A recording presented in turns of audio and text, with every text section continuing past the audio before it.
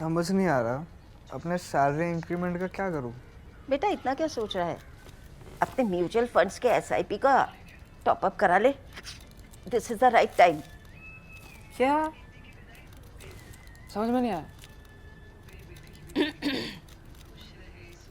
बेटा इतना क्या सोच रहा है? अपने म्यूचुअल फंड्स का एसआईपी टॉपअप करा ले।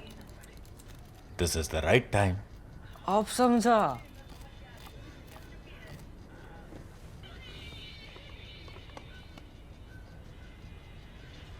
Mutual fund investments are subject to market risks.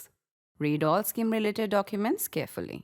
Prime Minister Narendra Modi is on a 2-day visit to Tel Aviv and he is looking to push India-Israel defense ties into a new phase, one defined less by contracts and more by collaboration.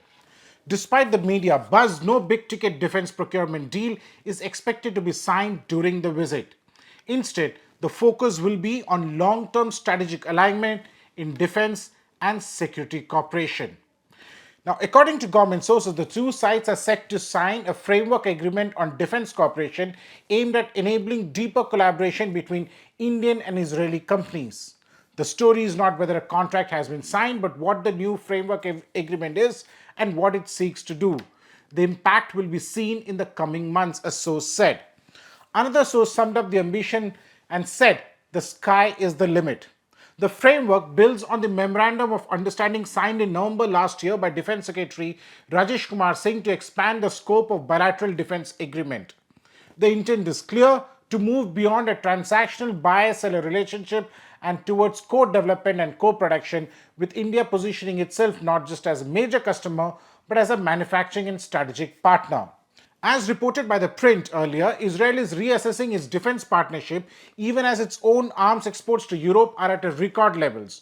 Israeli defense firms have enough signed European orders to sustain production over the next 4 to 5 years. Yet Israel's geographic size and security vulnerabilities make the diversification of defense manufacturing a strategic imperative. Israel has cutting-edge technology and India has the ability to scale up manufacturing. It's a win-win situation for both sides, a senior source in the Indian establishment had said then. Now, sources indicate Israel is not just looking at Indian orders but at manufacturing in India for its own requirement and for global markets. However, it is also seeking changes in the Indian laws related to company shareholding patterns and intellectual property rights, key issues that will determine how far and how fast cooperation can expand. Among the projects discussed, some still years away from materializing, are systems that are either in development or at advanced conceptual stages. The Icebreaker cruise missile. Israel has offered co-production of the Icebreaker, a fifth-generation long-range missile designed for air launch. The missile is positioned as a precision strike system with advanced guidance and survivability features. Also on offer includes the Sparrow series of missiles, including the much-discussed Golden Horizon, an air-launched ballistic missile with an estimated range of about 2,000 kilometers. Such capabilities, if realized through joint production, would significantly expand India's long-range precision strike envelope. Another technology on the table is Arbel, a computerized fire control system developed by the Israeli weapons industries.